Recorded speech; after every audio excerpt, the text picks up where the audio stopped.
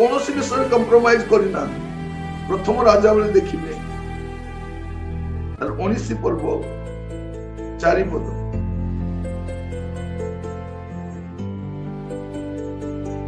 मात्र से आपे प्रांतर भीतर को दिनकर पथ जाई एक रोतम वृक्ष मूल उपस्थित होई बसिले और आपना मृत्यु प्रार्थना करी कहिले यथेष्ट हेलानी एबे हे सदाप्रभु मोर प्राण नियो कारण मु आपना पूर्व पुरुष मानक ठारो भल नुहे।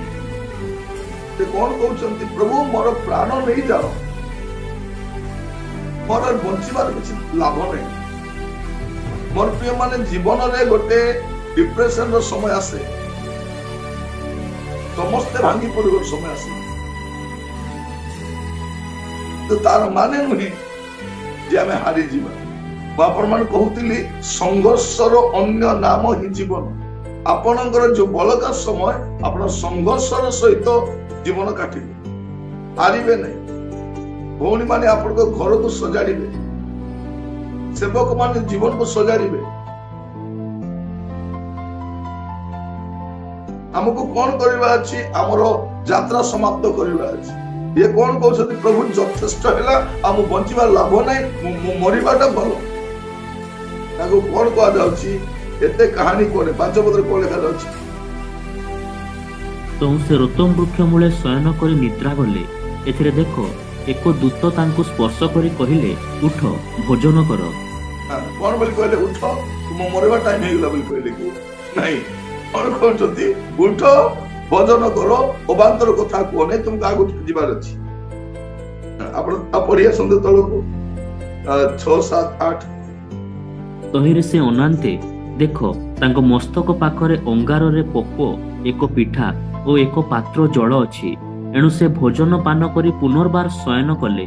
ए उत्तरे सदाप्रभुଙ୍କ दूत पुनर्बार द्वितीय थर आसे तांको स्पर्श करी कहिले उठ भोजन कर कारण तुम्भ शक्ति रु पथ अधिक।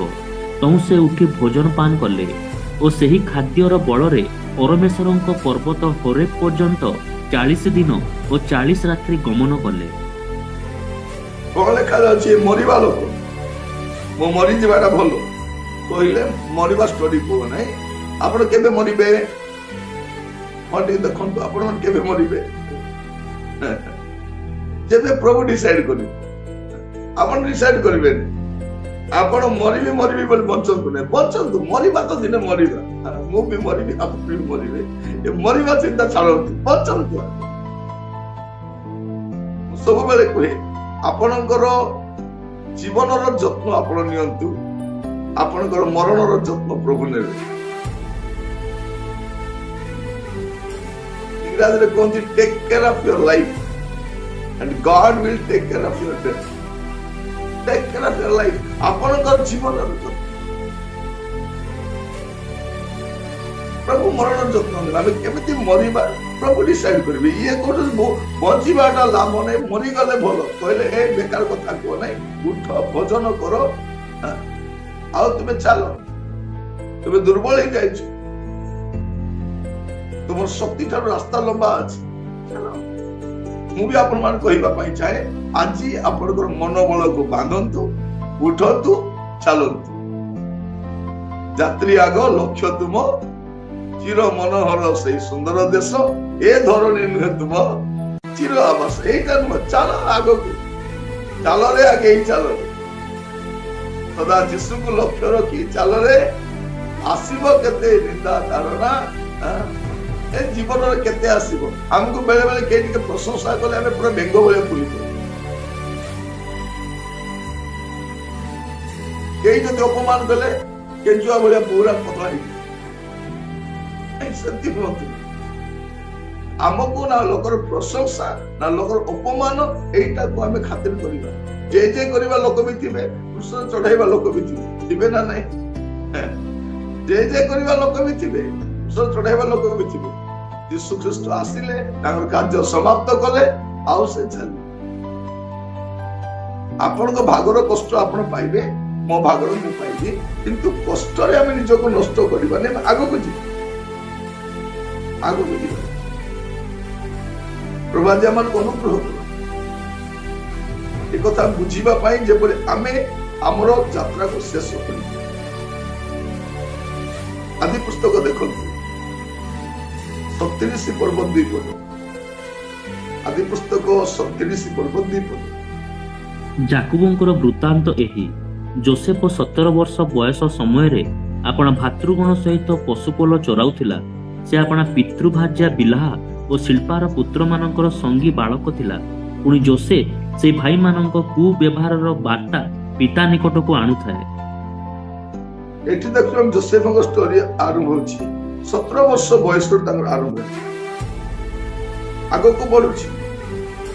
ତାପରେ 39 ପର୍ବ ତାର ପ୍ରଥମ ପଦ। ଯୋସେଫ ମିଶର ଦେଶକୁ ଅଣାଯାଆନ୍ତେ ଫାରୋଙ୍କର ଜଣେ ଭୃତ୍ୟ ଅର୍ଥାତ୍ ମିଶ୍ରୀୟ ପୋଟିଫର ନାମକ ରକ୍ଷକ ସେନାପତି ତାଙ୍କର ଆନୟନକାରୀ ଇସମାଏଲୀୟ ମାନଙ୍କ ଠାରୁ ଯୋସେଫଙ୍କୁ କିଣିଥିଲା। ବାପା ଘରେ ଏତେ ସୁନ୍ଦର ସେ ଥିଲେ, ଏବେ ସେ ବାପ ଘରୁ କୋଉଠି ଆସୁଛନ୍ତି?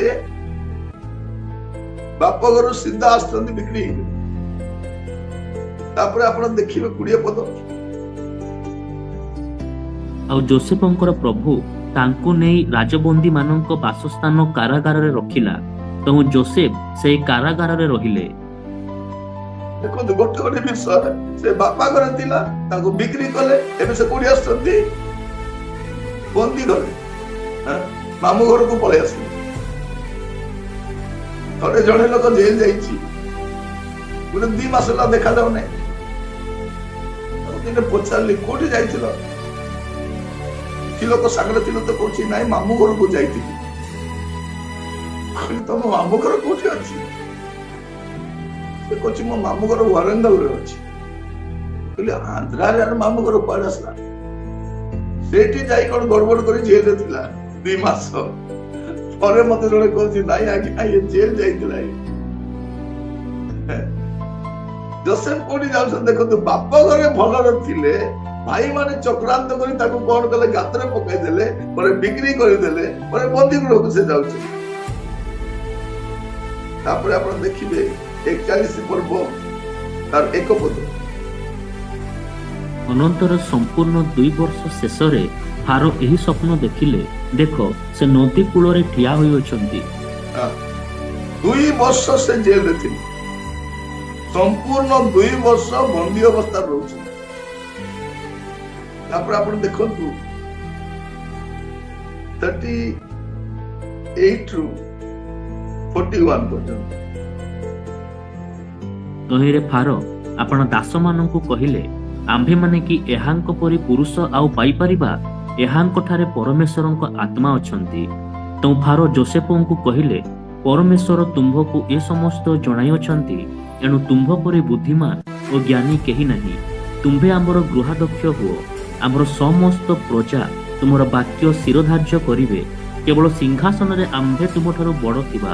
ଫାରୋ ଯୋସେଫଙ୍କୁ ଆହୁରି କହିଲେ, ଦେଖ ଆମ୍ଭେ ତୁମ୍ଭକୁ ସମୁଦାୟ ମିଶର ଦେଶ ଉପରେ ନିଯୁକ୍ତ କଲୁ। ମୋର ପ୍ରିୟ ଭାଇ ଭଉଣୀ ମାନେ ଦେଖନ୍ତୁ, ଆମେ ସଂକ୍ଷେପରେ ଆମେ ଯୋସେଫଙ୍କୁ ଦେଖୁଛୁ। ଏଠି ସେ ବାପା ଘରେ ଥିଲେ, ସେ ବିକ୍ରି ହେଲେ, ସେ ବନ୍ଦୀ ହେଲେ, ସେ ଜେଲକୁ ଗଲେ। ଏବେ କଣ ହଉଛି? 2 ବର୍ଷ ଅକାରଣରେ କୌଣସି ଭୁଲ ନ କରିଥିଲେ, ୟା ମଧ୍ୟରେ ନିଜକୁ ନଷ୍ଟ କରିନାହାନ୍ତି। ନଷ୍ଟ କରିନାହାନ୍ତି। ସେ କଣ ଯୋଉ ସମୟ ଆସୁଛି ଯେ ଫାରୋ ନିଜେ କହୁଛନ୍ତି ୟାଙ୍କ ଠାରେ ପରମେଶ୍ୱର ଆତ୍ମା ଅଛନ୍ତି। ପରମେଶ୍ୱର ଆତ୍ମା ଥିବା ଲୋକ ମଧ୍ୟ ପ୍ରସ୍ତୁତି ଯିବେ। ଆପଣ ପ୍ରାର୍ଥନାଶୀଳ ଜୀବନ କାଟି, ପ୍ରଭୁଭୟ ଜୀବନ କାଟି ମଧ୍ୟ ଆପଣ କଷ୍ଟ ଦେଖିଥିବେ।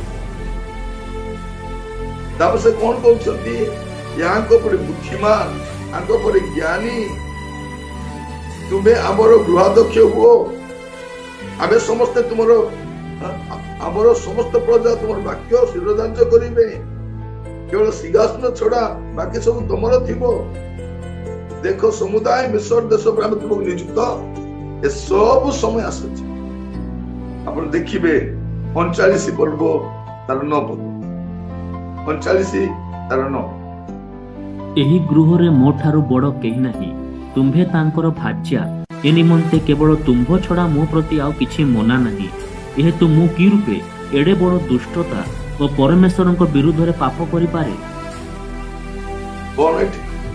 ସେ ପବିତ୍ରତା ହରେଇ ନାହାନ୍ତି। ସେ କଣ କରିନାହାନ୍ତି? ତାଙ୍କର ପବିତ୍ରତାକୁ ହରେଇ ନାହାନ୍ତି। ମୋର ପ୍ରିୟ ଭାଇ ଭଉଣୀ ମାନଙ୍କୁ କହିବା ପାଇଁ ଚାହେଁ, କଷ୍ଟ ସମସ୍ତଙ୍କ ଜୀବନରେ ଆସିବ। ଆପଣଙ୍କ ଜୀବନରେ କଷ୍ଟ ଆସିବ। ଆମେ ବେଳେ ବେଳେ କଷ୍ଟ ଆସିଲେ ଆମେ ଭାବୁ ମୋର କଷ୍ଟ ଅନନ୍ୟ, ମୁଁ ବହୁତ କଷ୍ଟ ପାଉଛି, ମୋ ପରି କଷ୍ଟ କେହି ପାଇନାହାନ୍ତି। କାଲି ଜଣେ ପ୍ରଭୁଙ୍କ ଦାସଙ୍କୁ ସାକ୍ଷାତ କରିଥିଲି। ତାଙ୍କ ଦାସୀଙ୍କ ତାଙ୍କ ସ୍ତ୍ରୀଙ୍କ ସହିତ ଆମେ କଥା ହଉଛୁ। ଆମେ ସାଥିରେ ବହୁତ ବର୍ଷ ସେବା କରିଛୁ। ମୁଁ ତାଙ୍କୁ ଦେଖି ଭାବେ ସେମାନେ ଏତେ ସୁନ୍ଦର ଆରାମରେ ଖୁସିରେ ସେବା କରୁଛନ୍ତି, ଏତେ ବଢିଆ ସେବା କରୁଛନ୍ତି, ଏତେ ଆରାମରେ ଅଛନ୍ତି। ମିଶିଲା ପରେ ଜଣା ପଡୁଛି ସେମାନେ ବି କେତେ କଷ୍ଟ ଦେଇଯାଇଛନ୍ତି। ଆଉ ସେ କଷ୍ଟର ବିଷୟ ଗୁଡାକ ସେମାନେ ବି କରୁଥାନ୍ତି, ଆମେ ବି କରୁଥାଉ, ଆଉ ଆନନ୍ଦ ବି କରୁଥାଉ।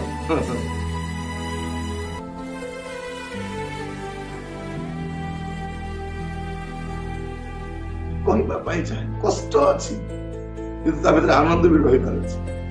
ସାଧୁ ପାଉଲ ବନ୍ଦୀ ଗୃହରୁ କହୁଛନ୍ତି ଆନନ୍ଦ କର। ଆମେ ଆମ ଘରେ ବି ଆନନ୍ଦ ନାହିଁ। ଆମ ଘରେ, ନିଜ ଘରେ, ସେ ଘରେ ଟିକେ ଖୁସିରେ ରହିବି ବୋଲିକିରି କଲର ମାରିଛୁ, ତଳେ ପ୍ଲେଟ ପକାଇଛୁ, ଏସି ଲଗାଇଛୁ, ସୋଫାରେ ବସୁଛୁ, ଡାଇନିଂ ଟେବୁଲରେ ବସୁଛୁ, ହେଲେ ବି ମୁହଁ ପେଚା ଭଳିଆ ଯାଉଛି। କି ଅବସ୍ଥା! ହେଲେ କୋଉଠି ଗଲେ ଆନନ୍ଦ କରିବା ଆମେ? ମୁଁ ଲୋକମାନଙ୍କୁ ଦେଖୁଛି, ଏବେ ଖରା ଛୁଟି ଆସିବ, ଏ ଛୁଟିରେ ସମର ଭ୍ୟାକେସନରେ ଟିକେ ଛୁଟି ମନାଇବା ବୋଲି ଯିବେ ଉଟି, ଉଟିରେ ଝଗଡା ହେଇକି ଆସୁଛି। ମୁଁ ଦେଖିଛି ଅନେକ ଲୋକଙ୍କୁ ଛୁଟି କଟାଇବା ଯିବେ କୋଉଠି ଶ୍ରେଣୀରେ ଝଗଡା ହେଇକି ଆସୁଛି। ହେଲେ କୋଉଠି ଗଲେ ଖୁସି ହେବେ ଆପଣ? ମୋର ପ୍ରିୟ ମାନଙ୍କୁ କହିବା ପାଇଁ ଚାहे କଷ୍ଟରେ ନିଜକୁ ନଷ୍ଟ ନ କର। ସ୍ୱାମୀ ସ୍ତ୍ରୀଙ୍କ ଜୀବନରେ କଷ୍ଟ ଥିବ, ସମ୍ପର୍କକୁ ନଷ୍ଟ କରିବାର ନାହିଁ। ଅଭାବ ଥିବ, ଚରିତ୍ରକୁ ନଷ୍ଟ କରିବାର ନାହିଁ। କଷ୍ଟରେ ଯୋସେଫଙ୍କ ଜୀବନରେ କଷ୍ଟ ଅଛି, ତାର ପବିତ୍ରତାକୁ ସେ ହରେଇ ନାହାନ୍ତି। ହରେଇଲେ କି? ହରେଇ ନାହାନ୍ତି ସେ। ସାଧୁ ପାଉଲ କଣ କହୁଛନ୍ତି? ତାଙ୍କର ଦର୍ଶନ ହରେଇ ନାହାନ୍ତି। ମୋ ପକ୍ଷରେ ଜୀବନ ଧାରଣ ଖ୍ରୀଷ୍ଟ, ଆଉ ମୃତ୍ୟୁ ଭୋଗ ଲାଭଜନକ। ସେ ସେଇ ରାସ୍ତାରେ ଅଗ୍ରସର ହେଲେ। ଏଲିୟଙ୍କ କଥା ଆମେ ଦେଖୁଥିଲୁ, ଏଲିୟ ବି ସୁଖ ଦୁଃଖ ଦେଇ ଯାଇଛନ୍ତି, କିନ୍ତୁ ପ୍ରଭୁ ତାଙ୍କ ପାଇଁ ଯୋଜନା କେମିତି କରିଛନ୍ତି? ସେ ଅଗ୍ନିର ରଥରେ ଅଶ୍ବରେ ସେ ବସିକି ମୃତ୍ୟୁ କାମନା କରୁଛନ୍ତି। ଆପଣଙ୍କର ଜୀବନର 3 ପେଜ ବି ଲେଖା ହେଇନାହିଁ, ପଇସା ଦେବେ। ମୋର ପ୍ରିୟ ଭାଇ ଭଉଣୀ ମାନେ, ଆହୁରି ଗୁଡିଏ ବିଷୟ ଅଛି। ଆପଣ ବଞ୍ଚନ୍ତୁ, ଆପଣ ଆନନ୍ଦରେ ବଞ୍ଚନ୍ତୁ, ଓରିଡ୍ ହୁଅନ୍ତୁ ନାହିଁ, କଷ୍ଟକୁ ଏନ୍ଜୟ କରିବା ଶିଖନ୍ତୁ। ସ୍ୱର୍ଗରେ କଷ୍ଟ ନଥିବ, କଷ୍ଟ ନଥିବ। ଦିନେ ଜଣେ ଲୋକ ମୋ ପାଖରେ ଆସିଲେ, ତାଙ୍କର ମୁଣ୍ଡ ବଥା ଅଛି। ଆଜ୍ଞା ମୋର ମୁଣ୍ଡ ବହୁତ ବଥା ଅଛି, ମୁଣ୍ଡ ବହୁତ କଷ୍ଟ ଅଛି, ମୁଣ୍ଡ ବହୁତ ବିନ୍ଧୁଛି। କହିଲେ ମୁଣ୍ଡ ବିନ୍ଧିବାଟା କଣ, କେମିତି ବିନ୍ଧେ? ମୁଁ ତାଙ୍କ ପାଇଁ ପ୍ରାର୍ଥନା କରି ପଳେଇଲି, ତାଙ୍କ ପାଇଁ ପ୍ରାର୍ଥନା କଲି, ଯାଅ ତୁମର ମୁଣ୍ଡ ବଥା କମିଯିବ। ତାପରେ ବସିକି କଲି, ମୁଣ୍ଡ ବଥା ପାଇଁ ବି ପ୍ରାର୍ଥନା ନେଇ ଆସିଛନ୍ତି। ତାପରେ ତ ମୋର ମୁଣ୍ଡ ବଥା ହେଲା। ମୁଣ୍ଡ ଏମିତି ବିନ୍ଧିଲା ଯେ 15-20 ମିନିଟ୍ ପର୍ଯ୍ୟନ୍ତ ମୋର ମୁଣ୍ଡ ପୁରା ଫାଟିଗଲା ବେଳେ ବଥେଇଲା। ତାପରେ ପ୍ରଭୁ ମତେ କହିଲେ, ବୁଝିଲି ଏବେ ମୁଣ୍ଡ ବଥା ବୋଲେ କଣ। ତାପରେ କମିଗଲା, ତାପରେ ଆଉ କେବେ ମୁଣ୍ଡ ବିନ୍ଧା ହେଇନି। ପ୍ରିୟ ମାନେ, ମୁଁ କହିବା ପାଇଁ ଚାହେଁ ସମସ୍ତଙ୍କ ଜୀବନରେ କଷ୍ଟ ଅଛି। ସେ କଷ୍ଟ ପ୍ରଭୁ ଆମକୁ ଦେଇକି ନିଅନ୍ତି, ଆମେ ଯିବୁ ତାର ଦେଇକି। ମୁଁ ଗୋଟେ କଥା କୁହେ ନାହିଁ, ଯଦି କୋଉ କହି ପକାଏ, କଷ୍ଟରେ ନିଜକୁ ନଷ୍ଟ କରନ୍ତି। ଅନେକ ଲୋକ ପ୍ରାଚୁର୍ଯ୍ୟତା ନିଜକୁ ନଷ୍ଟ କରି ପକାନ୍ତି।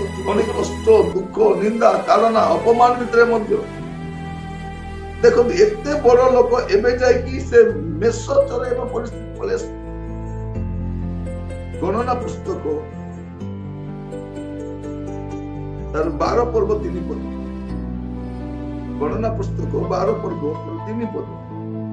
ମୂଷା ପୃଥିବୀସ୍ଥ ସମସ୍ତ ଲୋକଙ୍କ ଠାରୁ ଅତି ନମ୍ର ଲୋକ ଥିଲେ। କଣ ଥିଲେ?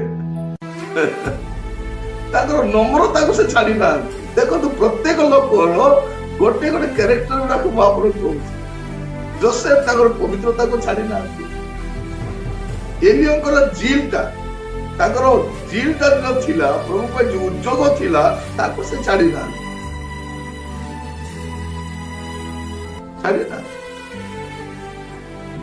ପାଉଲ ତାଙ୍କର ଦର୍ଶନକୁ ଛାଡି ନାହାନ୍ତି ପାଉଲ କଣ ଛାଡି ନାହାନ୍ତି ତାଙ୍କର ଦର୍ଶନ ପୁରା କରିଛନ୍ତି ଏଇଠି ଆମେ ଦେଖୁଛୁ ମୂଷା ତାଙ୍କ ନମ୍ରତାକୁ ଛାଡି ନାହାନ୍ତି ଦେଖାଯାଉଛି ମୂଷା ପୃଥିବୀସ୍ଥ ସମସ୍ତ ଲୋକଙ୍କ ଠାରୁ ଅତି ନମ୍ର ଲୋକ ଥିଲେ ଖାଲି ନମ୍ର ନଥିଲେ ଆମେ କଣ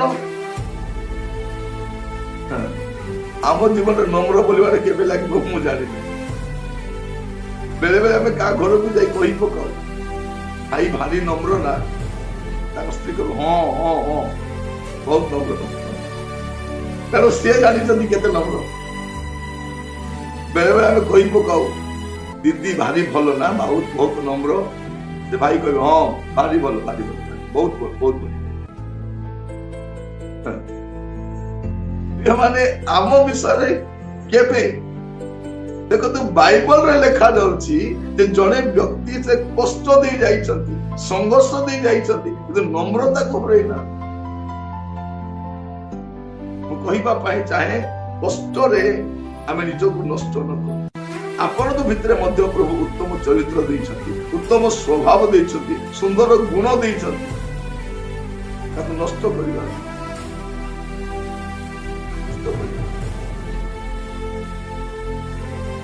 ମୁଁ ଅନେକ ଜାଗାରେ ଯାଏ ଯେତେବେଳେ ଝରଣା ପାଖ ଦେଇ ଯାଏ ନଦୀ କୂଳ ଦେଇ ଯାଏ ବଡ ବଡ ପଥର ଗୁଡାକ ଘଷି ହେଇ ହେଇ ହେଇ ଏତେ ସୁନ୍ଦର ହେଇଯାଇଥାଏ ତାକୁ ଉଠେଇକି ଆଣି ଆମେ କଣ କରୁ ଘରେ ରଖିଥାଉ ସେ ପଥର ସେତି ନଥିଲା ସେ କୁଆଡୁ ପିଟି ହେଇ ଖଣ୍ଡ ବିଖଣ୍ଡ ହେଇ ଛାଞ୍ଚି ହେଇଗଲା ଗୋଟେ ଗୋଲ ସୁନ୍ଦରଟା ହେଇଯାଇଛି ନଷ୍ଟ କରିବା ସମ୍ଭାଳିବାକୁ ଦେଖିବେ ସେ କେମିତି ଦେଖନ୍ତୁ ସେ ହେଇକି ଲାଷ୍ଟକୁ ପ୍ରଜାପତି ଯାଇଥିବେ ଗୋଟେ ଅସୁନ୍ଦର ସମ୍ଭାଳିବାଟା ପ୍ରଜାପତି ରୂପ ଧାରଣ କରୁଛି ଆମକୁ ମଧ୍ୟ ପ୍ରଭୁ ଅନେକ ଉତ୍ତମ ଗୁଣ ଦେଇଛନ୍ତି ଆମେ ସବୁ ପରିତ୍ୟାଗ କରିବା ମୁଁ ଆପଣ ମାନଙ୍କୁ କହୁଥିଲି ଯେ ସଦରକ ମେଷକ ଅବେଦନଗୋ 3 ଜଣ ଯୁବାଙ୍କ କଥା ଦେଖନ୍ତୁ ଏମାନଙ୍କ ଜୀବନରେ ମଧ୍ୟ କେତେ ସଂଘର୍ଷ ଆସୁଛି କିନ୍ତୁ ପ୍ରଭୁଙ୍କ ପ୍ରତି ତାଙ୍କର ପ୍ରଗାଢ ବିଶ୍ୱାସ ଛାଡିଛନ୍ତି କି ଛାଡିନା ରାଜା କହୁଛେ ତମମାନଙ୍କୁ ଅଗ୍ନିରେ ପକାଇ ଦିଅ ରାଜା କିଛି ଯାଇ ଆସେ ନାହିଁ କିନ୍ତୁ ଆମର ପ୍ରଭୁଙ୍କ ପ୍ରତି ଆମର ବିଶ୍ୱାସକୁ ଛାଡିବେ ମୋର ପ୍ରିୟ ଭାଇ ଭଉଣୀ ମାନେ ମଝିରେ ମୁଁ ଶୁଣୁଥିଲି ଜଣେ ପ୍ରଭୁଙ୍କ ଦାସ ଗୋଟେ ଗାଁରେ ସେବା କରନ୍ତି ସେ ଗାଁର ଗୋଟେ ମୂର୍ଖ ଲୋକଟା ସେ କୁରାଢି ଧରି ତାକୁ ମାରିବା ପାଇଁ ବୁଲୁଛି ସବୁବେଳେ ପାଖରେ ରଖିଥାନ୍ତି ତାକୁ ମାରିବି ତାକୁ ପ୍ରାଣରେ ମାରିବି ହେଲେ ବି ସେ ସେବକ ସେ ଜାଗା ଛାଡିକି ଯାଉନାହାନ୍ତି ତାପରେ ଦିନେ ଯାଇକି ଥାନାରେ କହୁଛି ଆଜ୍ଞା ସେଇ ଲୋକ ବାହାରୁ ଆସିକି ବାହାରୁ ବୋଲି ବିଦେଶରୁ ନାହିଁ ସେଇ ରାଜ୍ୟରୁ ବାହାରୁ ଆସିକି ସେବା କରୁଛି ଆଜ୍ଞା ତାକୁ ମୁଁ ମାରିଦେବି ବୋଲି ଟାଙ୍ଗିଆ ଦେଖାଉଛି କୁରାଡି ଦେଖାଉଛି ଥାନା ବାବୁ ବି ବାହାରୁ ଆସିଥିଲେ ଅଲଗା ଜିଲ୍ଲାରୁ ସେ କହିଲେ ତାହେଲେ ତୁ ମତେ ବି ମାରିବୁ ତତେ ଭିତରେ କରିଦେବି ଦେଖ ତାକୁ ବାହାରୁ ଇଏ ଥାନା ବାବୁ କହିଲା ମୁଁ ବି ତ ବାହାରୁ ଆସିଛି ମୁଁ ବି ତ ଅଲଗା ଜିଲ୍ଲାରୁ ଆସିଛି ମୋର ପ୍ରିୟ ମାନେ ଏଟା ଭାରତ ଦେଶ ଏଇଠି ଅଲଗା ଜିଲ୍ଲା ଲୋକ ଆସି କଲେକ୍ଟର ହେଇପାରୁଛନ୍ତି ଏସପି ହେଇପାରୁଛନ୍ତି ଡକ୍ଟର ହେଇପାରୁଛନ୍ତି ଇଞ୍ଜିନିୟର ହେଇପାରୁଛନ୍ତି ଟିଚର ହେଇପାରୁଛନ୍ତି ଲେକ୍ଚର ହେଇପାରୁଛନ୍ତି ପ୍ରଶ୍ନ କାହିଁ କରିପାରିବ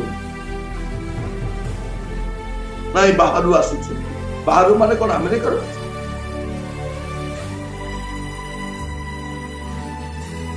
ମତେ ଥରେ ସେଦିନ ଜଣେ କହୁଥିଲା ତୁମେ ବାହାରୁ ଆସିକି କଣ କରୁଛ ମୁଁ କହିଲି ମୁଁ ବାହାରୁ ଆସିଛି ମୋର ଭାଷା ଦେଖ